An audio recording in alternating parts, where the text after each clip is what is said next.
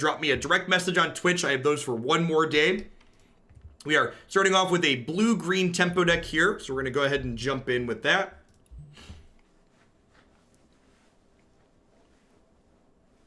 Any news on story mode updates for Mythgard? If you go to the Mythgard website, they have a public roadmap where you can see the features that they're planning to implement and what their target goals are for implementing them. Misanthropia gives them blight. It doesn't straight up destroy all of them, but it gives them blight. All right, so the core mechanic of this game is burning cards. So you can start here. We're going to go ahead and burn Raid the Tombs. You can open for non-subs if we drop off some viewers. While we're still around 2,000, I'm going to leave them closed for now. So this game has different colors like Magic the Gathering, which gives you a lot of deck building depth. However, it doesn't have resource variance like Magic the Gathering, so you never lose games because you flood or because you screw. The resource system in this game is you can take any card in your hand and burn it to gain a resource, a total resource, as well as a gem of that color. So you can't just like play any cards you want with no color identity. You'll need to drop me a direct message if you're interested in getting a code for the game. So I'm playing a 2-color deck, a blue and green tempo deck. The gameplay in this game, Mr. Oni, thanks for the sub gifties, I appreciate it. The combat in this game is very unique, and I like it a lot. So the game is played out on this board, and whenever you play a unit, it's deployed to the board. And then the unit can only attack or block the 3 spaces in front of it. And if there's nothing here blocking, I can attack my opponent's face directly.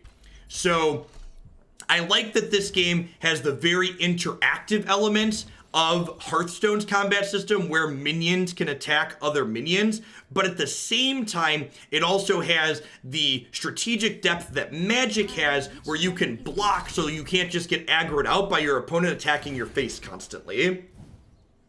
You get a smidge more game sound. Does anybody else feel that way? Are the game sounds low? Because these game sounds are actually louder than the arena sounds. They are a bit low. Okay.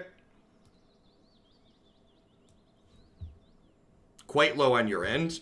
Interesting. Okay.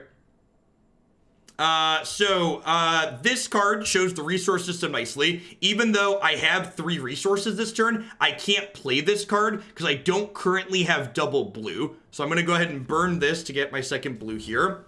When I burn a card, it goes back into my deck, so I don't just lose a card when I burn it off, which is great.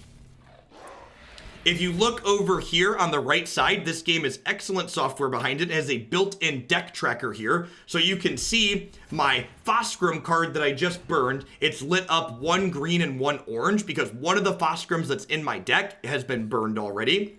If I click over here, I can see what cards my opponent has burned back into their deck. You can see all of these here. There's also, covered up by my overlay a little bit in the top right, there's an in-game event log tracker so you can see what the other person did and the order in which they did it. I think Pioneer is more likely to impact Legacy than it is to impact Modern. I would expect Legacy to become a little bit less popular. All right, so I'm going to go ahead and burn Raid the Tombs here. This deck is kind of based around this card a little bit. Oh, I guess I can't use this card yet. So this banishes 2 cards from my discard pile in order to draw 2 cards, but I only have 1 thing in my bin at the moment. Why Legacy? Because Legacy largely exists at this point as the 3rd format in team tournaments. And with a more accessible format coming around, people will be able to play that instead of Legacy. So I would expect a lot of these team tournaments to be standard Pioneer Modern as opposed to standard Modern Legacy, because it's difficult for the average person to find someone who plays Legacy, because Legacy is really expensive. So you'll notice I didn't attack with this card last turn, and the reason for that is because I would have to attack into my opponent's 4/4, which is not great for me.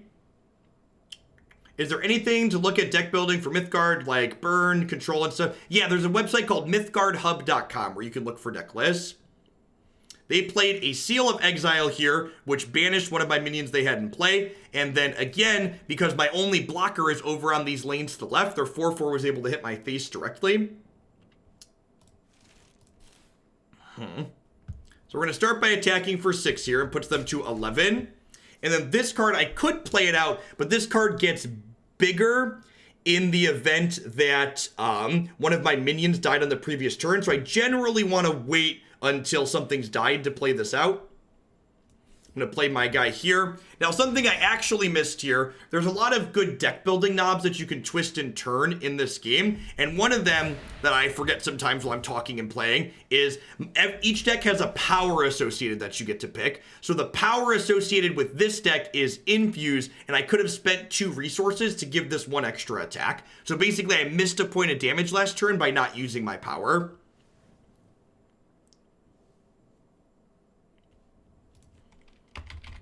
Let's turn subscribers mode off now that we dropped some people. Welcome everyone to the chat. MTGO is scheduled to be up an hour from now, 2 p.m. PT. Of course, they're implementing new features with this patch, so I wouldn't be surprised if it took them longer.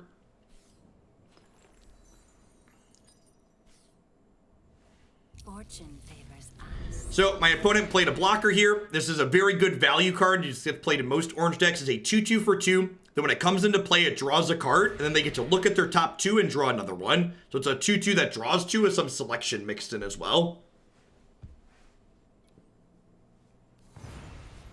And now, because they have a blocker here, you'll see when I mouse over this, the only option I have to attack is this. So if there's a blocking unit, I have to attack their blocking unit.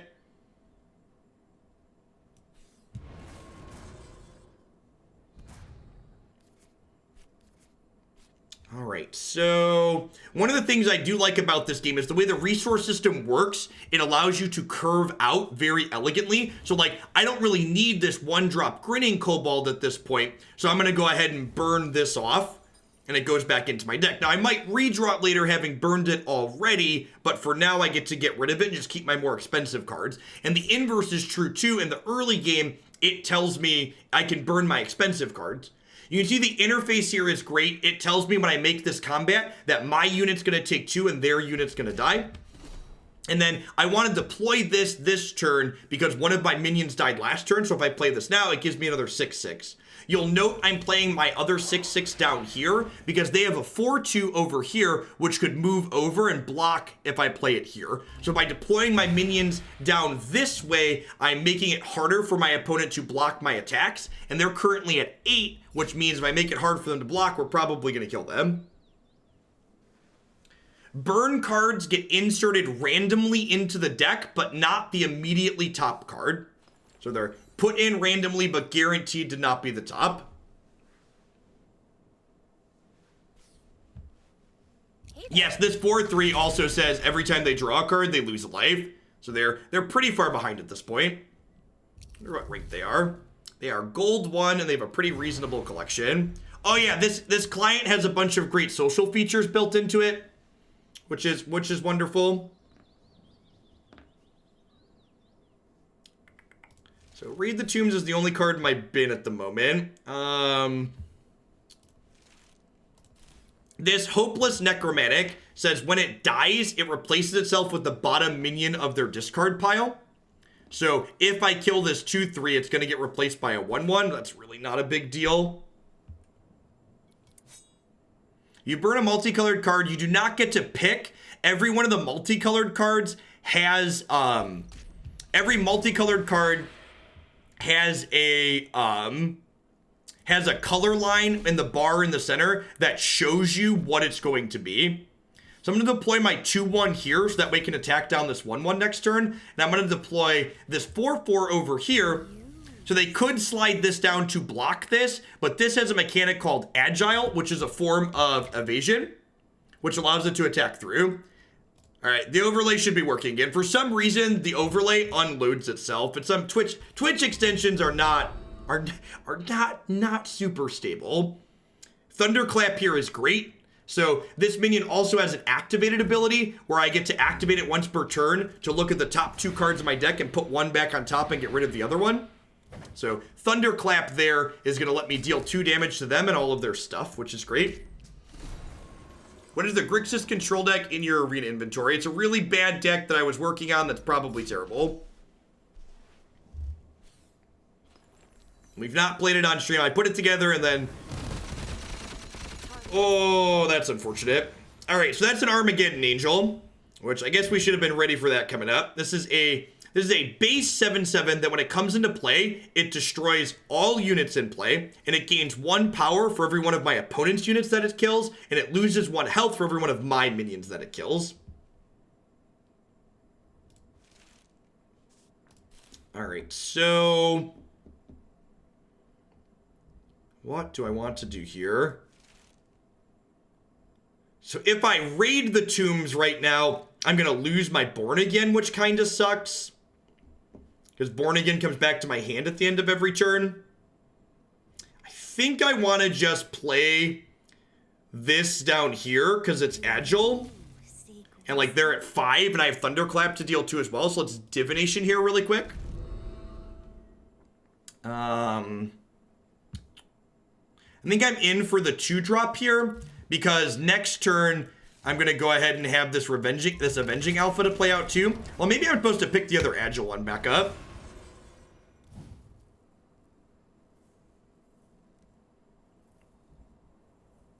Well, they already have a free blocker in lane 2, Scizor. Are we dead? I am at 6. Oh, that's unfortunate. Yikes. Alright, so what happened there was I was at 14, and their minion had 8 power, and then this other unit that they played out gave their minion a second attack action. And that's one of those things where if I had a little bit more experience playing this game, I probably win there. If I'm more aware of like what cards I'm supposed to be playing around, essentially.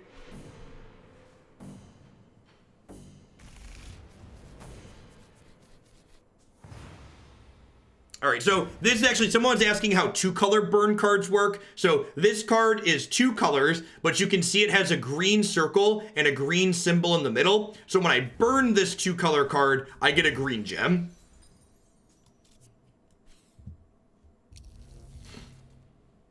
This game does have a free-to-play option, just like all of these card games. The economy in this game is a mix of Hearthstones and Magic arenas. So there are wild cards in this game, but there's also you can dust cards that you don't want. The symbol in the center of the card is nice too because it shows you it's good for colorblind folks so they can know that like this symbol is blue. So starting life total is different. So there's a lot of deck building depth in this game. And one of the things that I haven't gotten into yet is when you're building a deck, in addition to the cards you put in and the power you pick, each deck has what's called a path associated with it. And a path gives you a different effect. In this case, my path rotates through 4 different effects. And it also modifies my starting health total by the specified amounts. On top of just this one always giving me 4 life, something this game does that I also really like is it has this pursuit modifier based on your path where I get a bonus because I'm on the draw. So depending on what path you're playing, you get different bonuses being on the draw. Yes, if you send me if you're interested in getting into Mythgard and you haven't entered a treat code yet, if you direct message me on Twitch, I can hook you up with a treat code after I'm done streaming today. Twitch or Discord. What does a free move action mean? So normally your units can only do 1 thing per turn. They can either move or attack. So the fossegrim gives all my units when it comes into play a free move action. So they'll be able to move and attack the turn I play them. And I'm actually going to use that this turn. So I'm going to do this here. So my opponent is playing a reanimator deck. And their deck is based around this card. So when this dies, they get the bottom minion of their discard pile back, and their ability let them discard this 8/8. So I don't want to kill this 2/3, because when I kill this 2/3, it's going to be replaced by an 8/8. So I'm going to go ahead and move this. I'm going to move. Let's play the fossegrim here. And then all of these get a free move action. So I'm going to slide this down. I'm going to slide this down because now this isn't directly in front of either of these, so I can attack past them. And oh, now I can't move this though. Awkward. So this card has a mechanic called energy. And unlike magic energy, energy is similar to it's similar to Planeswalker loyalty in Magic, where this card has an individual point total that it slowly accrues. And this one in particular gains energy by moving. And then when this eventually dies, it ramps me a little bit. Oh, well, that's unfortunate. So they played Junkyard Valhalla here, which this is another Reanimator piece in their Reanimator deck. So at the start of their next turn, this 8/8 is going to get reanimated here. Did you know Cerulean Drake is bugged on Arena? How is it bugged? I did not. We played with that card today.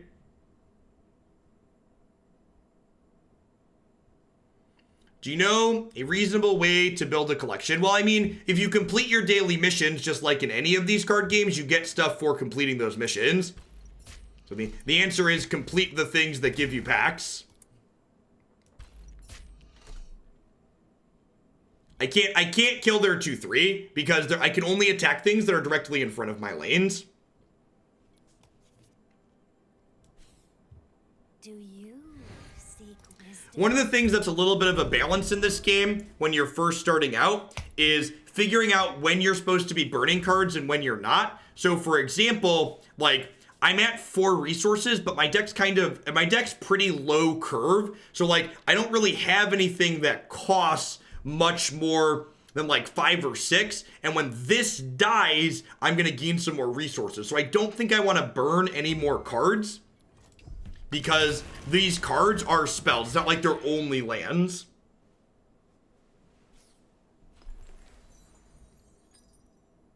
That's true. Did you get stomped by Giant first?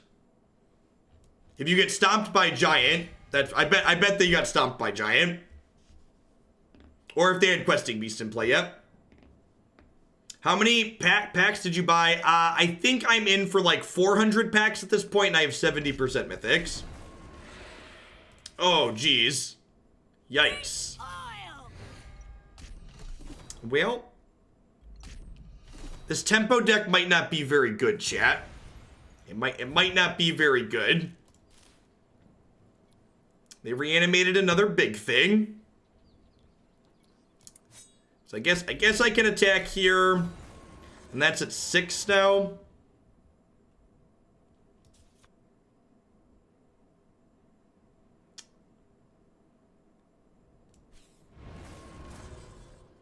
Let's draw a couple cards. I don't know that I really have anything too helpful in my deck at this point, though.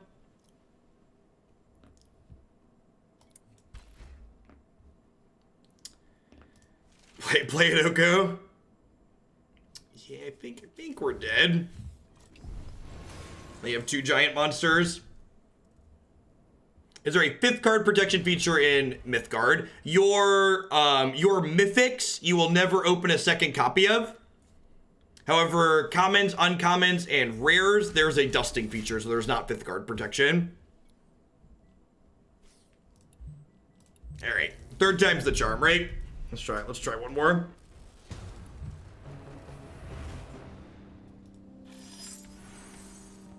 Sure, but full art's dust for the same amount, so it's not really meaningful to mention that.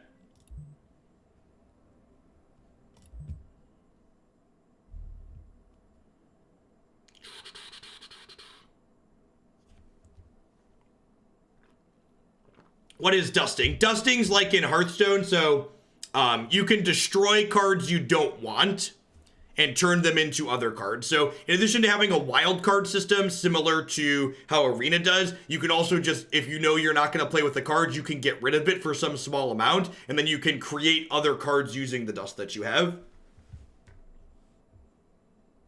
How do the limits per deck work? So in this game, the number of each card you can have in a deck is dictated by the rarity. So you could have 4 of a common, 3 of an uncommon, 2 of a rare, and 1 of a mythic.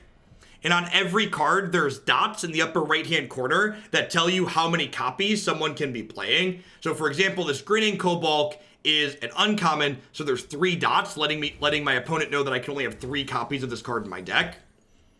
I don't need 2 grinning koloboks to start, so I can burn one and then play the other one out. Again, by choosing how I burn, I get to kind of curve in a really nice manner.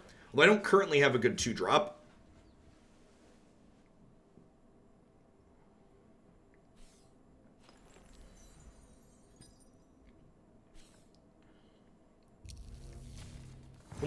One of the biggest changes coming from Magic Arena playing this game is the fact that you don't have to restart the client every 2 hours. So you need to remember to like take breaks when you're playing Mythgard, because the client's not gonna remind you. That face is going to haunt my nightmares. He's a little creepy.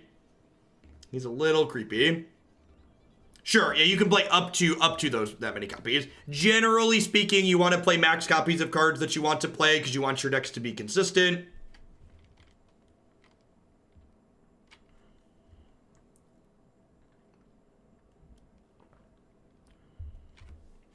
Yes, yeah, so I currently have 2 resources total. At the start of every turn, I refresh back to 2, and I have 1 blue gem and 1 green gem. So if I want to play this card, for example, next turn, I'm going to need to burn a blue card, so it requires double blue to play.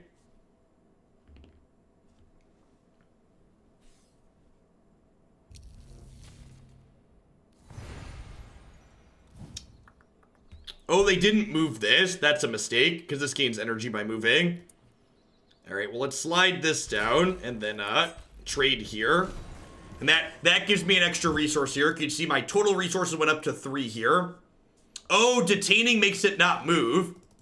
Immobile. Oh, I'm so smart. That was such a good play. Haha, I mean, I galaxy brained them, and I meant to do that. Definitely meant to do that. Yes, you can only burn 10 cards. Big brain plays here. I'm gonna burn this card so I can play my blue, double blue 3-drop here. If you direct message me on Twitch or Discord, I have an unlimited number of codes that run out tonight, and I will send out codes after I'm done playing today. So drop me a whisper, and more importantly, make sure your Twitch settings let you get whispers, because I've had a bunch of people whisper me and then not be able to get my whisper back with the code. 10's more than enough for anything remotely reasonable, Big Daddy.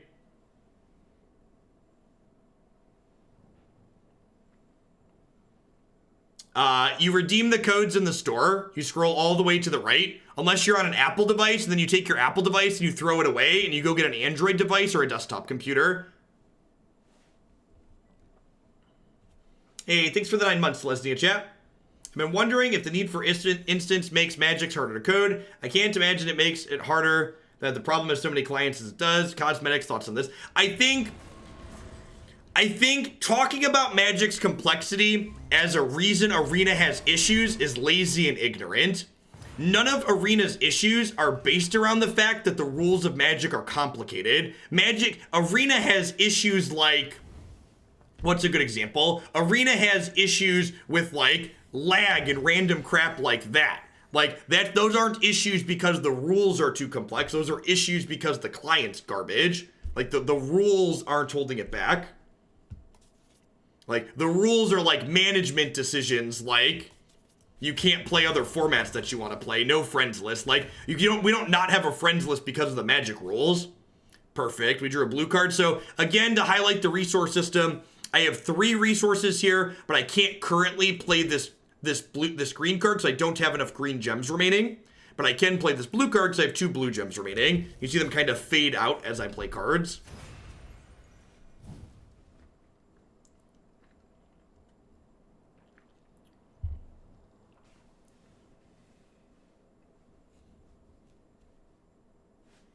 This giant stairway is a new card type. It's a card type that we haven't played yet today. This is an enchantment. And the way enchantments in this game work, you put the enchantment on a specific lane, and then generally speaking, the minion in that lane gets a bonus. So in the case of this giant stairway, all minions in the lane that this occupies get +3/+3. So we're gonna drop this down here on my 2/3 next turn and start crunching their face.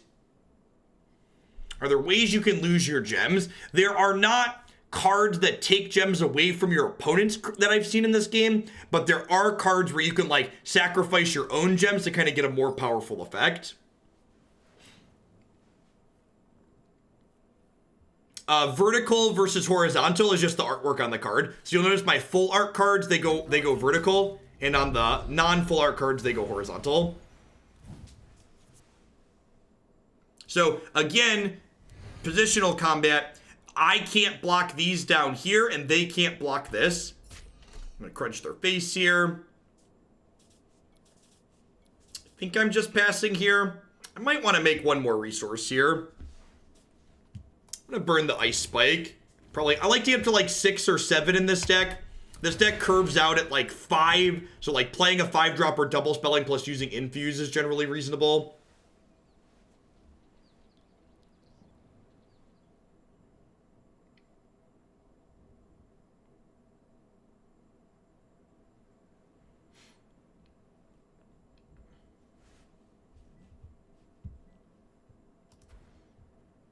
Yeah, you can play the game without installing anything by just going to mythgardgame.com and logging in.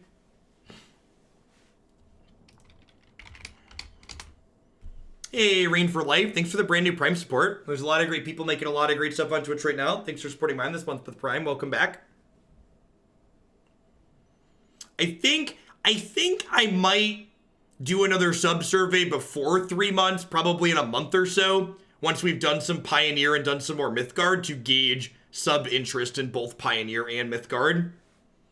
Did I find this game, or did they reach out to sponsor you and you liked it? So they had sent me an invite to their like alpha or closed whatever, like back in October of last year, and I didn't really poke at it. And then I saw an announcement talking about them going into open beta, and I started playing a little bit of it on my own. But I was mostly playing it on mobile, because like stream time's pretty valuable. Most of the stream time needs to be magic. Is our opponent timing out? Looks like they're timing out. Well, that's unfortunate. And then I mentioned that I was interested in streaming more, but it's hard to make time, and then they offered to sponsor my stuff. I mean, you could probably use the website on mobile, but it also has just native Android and iOS versions. I don't have opinions on decks I haven't played. My question to you is always the same, and it's always very simple. What problem gets solved in my deck by making those changes, Wargy Corgi? This card's a really sweet card to put power-ups on. It fully heals whenever an enemy minion dies, so by sliding this onto here, this becomes pretty difficult to kill inside of combat. Need something with 5 power, notably. And I've spent a lot of time playing on mobile. Most of my hours playing this game so far on mobile. The mobile client is very good. I think our opponent disconnected there.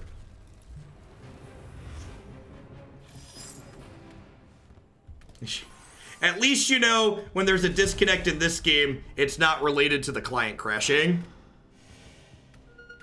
Win by my 7th turn. Oh, look at that. Do I have a favorite card? Panic Raider and Insurance Agent or Insurance Broker are probably my 2 favorite Mythgard cards at the moment.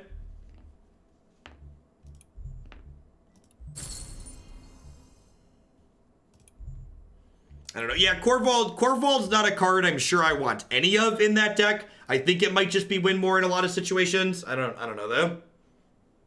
Depends on like how much control there ends up being in the format.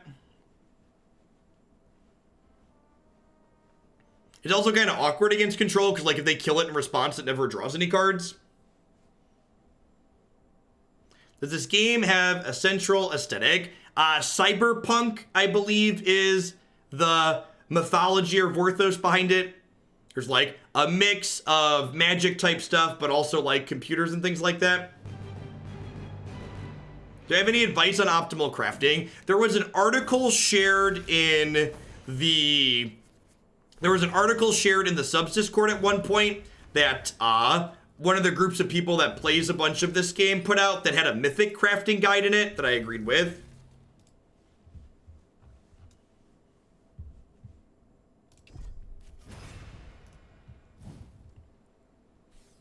He's not playing Once Upon a Time, so he's probably drunk.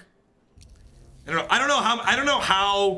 don't understand why people don't play Once Upon a Time. It just seems absurd to me. Like, do they not get that that card is busted? I feel like people don't understand why that card is busted. People seem to have a hard time. Did I forget to attack? I think I forgot to attack because I was talking. People seem to have a hard time evaluating why that card's really good.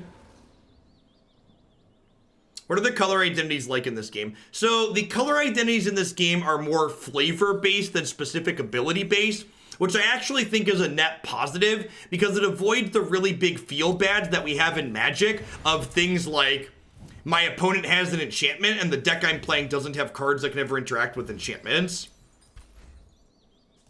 So this card notably is bigger if something I played died last turn, so we want to get this down now because one of my guys died last turn.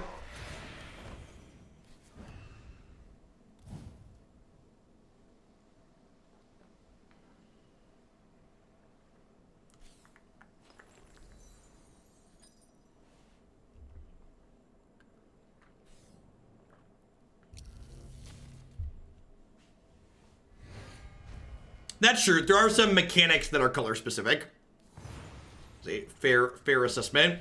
All right, so again, they can't block here because they don't have any minions down in this lane, so let's crack them for 6. I'm going to slide this down so I can keep chasing their 2-2 with my 2-1 that comes back. And then I think I'm going to go ahead and burn this to get a second green gem so I can play my next green card out. I'm going to go ahead and play blackened jotun here, which is a 6-6 with overrun, which is basically trample. Someone tried to tell me that Once Upon a Time wasn't good in Simic Eldrazi because it doesn't dig for a temple. I mean, they're technically right. 22 and 8 with my budget version of your blue-purple tempo deck and enjoying this game. I do have a bunch of codes. Drop me a direct message. I have codes through the end of today. Sapo's very good. I am playing in the Mythic Championship qualifier this weekend. Trying to figure out which 4 Oko deck I want to play.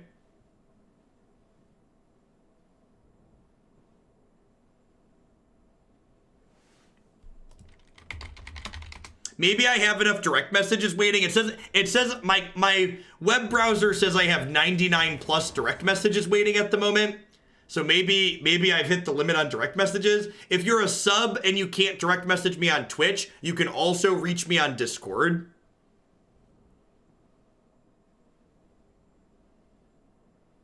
Now that sounds like too much work, Wargame. So their creature here has an activated energy ability that gives my minion blight, so it's going to get smaller every single turn. That's fine. The giant stairway here means that this is still going to get... Oh, they have this. So this has defender, which means I'm obligated to attack here, which kind of sucks. So I could thunderclap to kill their 0-1, so I can then kill this. And I think that's probably a worthwhile exchange. So I'm going to thunderclap here, and you'll notice when I play this out, this minion they have has warded, so I can't kill this with thunderclap. But that's fine. I can kill this inside of combat here, and then I can have this kill this and overrun their face a little bit. So now they're at 9. I've got 2 big units in play, which is pretty good. Once Upon a Time was the most overrated card in Eldraine. There's been a few times that pros have disagreed with you, but I'm often right. Why are pros sometimes off base? I get there. I don't know. Because people are silly. I don't really have a good answer. Like Once Upon a Time, I think one of the biggest differences between my card evaluations and card evaluations that other people often tend to put out there is I think other people, especially professional Magic players, seem to undervalue cards that provide consistency compared to me.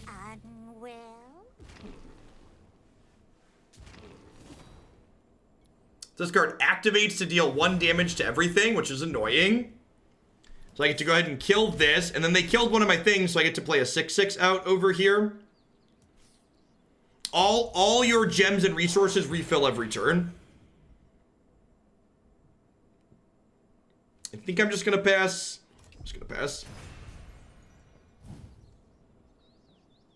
They're at 8. And I have Giant Stairway here, so if they don't put blockers down for both of these, Giant Stairway is lethal on either one, because it'll give it +3/+3. And they're drawing 2 cards here to start, so that bodes well for us. Hopefully they don't have Misanthropia here.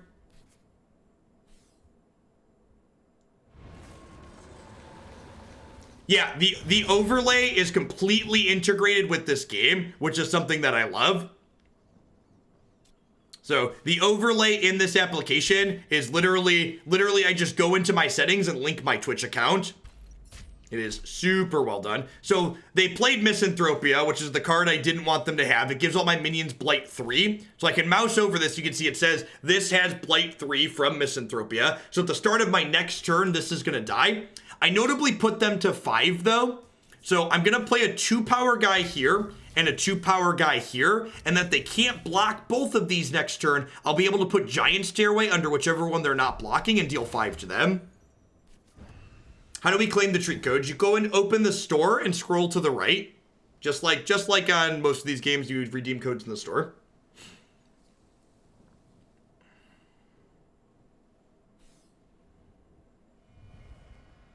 All right, there's a blocker for down there. And there's a blocker for down there. Unfortunate. You're not giving up without a fight, chat. This thing notably has deadly, so it'll kill my unit. Huh?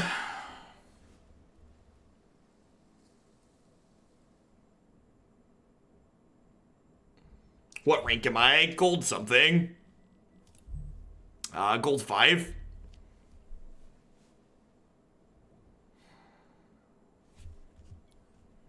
I think I just want a Giant Stairway here.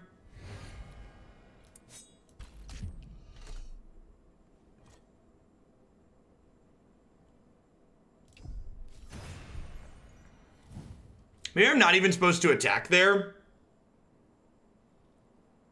Yeah, I guess I could have played this in the middle and then tried to kill them with Giant Stairway in the middle next turn.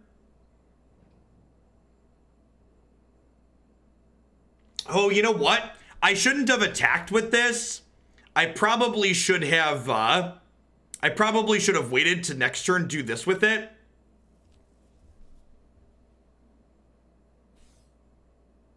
Do you dream?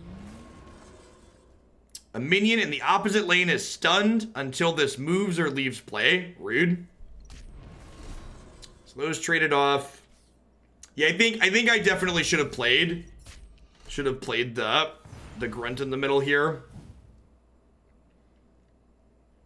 I also probably should have burned one more card here because I can't 5 and 2 this turn, which kind of sucks. And now they have this Blight minion here, and I don't have the staircase anymore. I guess I'm just doing this here now, right?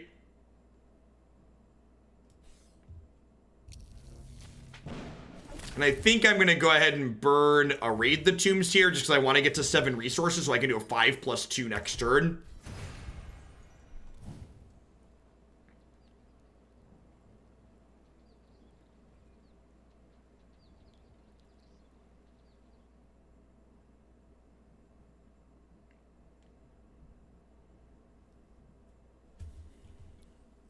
I'm not sure if Xbox supports direct messaging.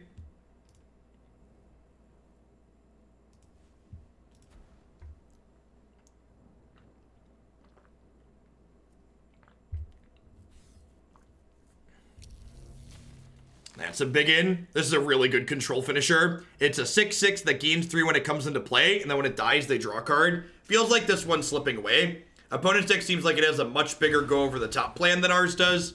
And, they are slowly getting over. The next 2 sessions is going to be you testing decks for the MCQ? No. Deck Q pays the bills. The MCQ we're probably going to like. 4/2 drop.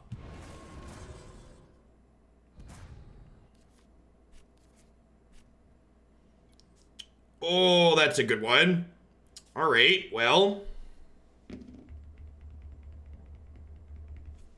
This, notably, does not take damage outside of combat. So I'm going to deploy this over here, because next turn, this will deal 5 to everything, which is excellent. This guitar player also gets to draw a card and then put a card from my hand back into my deck here, which I think I don't need that one at the moment. You're more likely to come in 17th again. You're not wrong. I am pretty likely to waste an entire weekend. Oh, maybe I should have kept the blue card because I do need to burn a third blue card for this. Man, that's brutal. Woof. All right, I guess I can deport it back to my hand in a turn.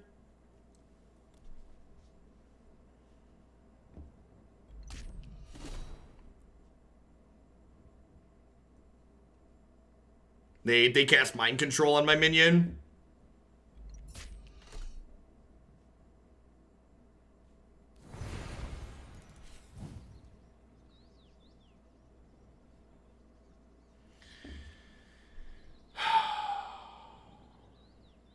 Yeah, they're stabilizing really well.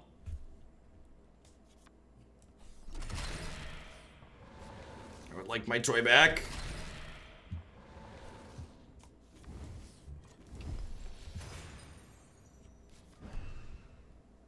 They said well played, so I'm assuming they have some kind of combo kill here then. Or they were just saying well played because I bounced my thing. It could be possible too.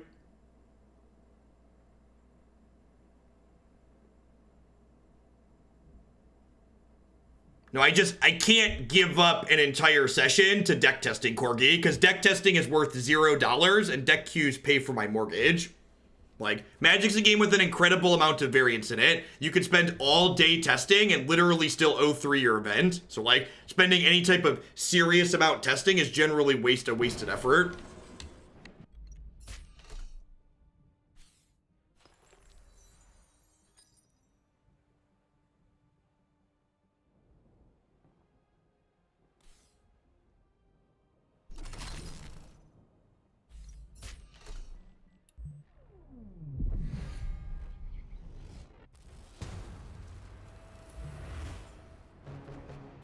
Alright, I think we're done with this one. This was a blue-green. Someone asked me to put together a deck built around the mythic in this deck, and it's not. Yeah, I don't know. The blue-green decks have been a little bit medium, and I looked around at a bunch of different decks and took some ideas from other people, and it's like, it's tough to do build, and that's actually something I like about this game. It's tough to do build-arounds around specific mythics in this game because you're not going to see them in a lot of games because there's only one of them. So like the cores of decks in this game tend to be commons and uncommons. The Twitch overlay I'm using for this game is built directly into the client because the people that make this game understand how to make good software, which is excellent. Thoroughly appreciate that. Yeah, you literally, when you go into the settings in this game, you go options, there's a streaming option, and you check enable streaming and it links your Twitch. And then you just toggle the extension on. Instead of depending on third-party developers to piece their crap together. It's great. It's one of the things, in addition to the gameplay being good in this game, the developers having their act together and like putting out lots of important features felt really good.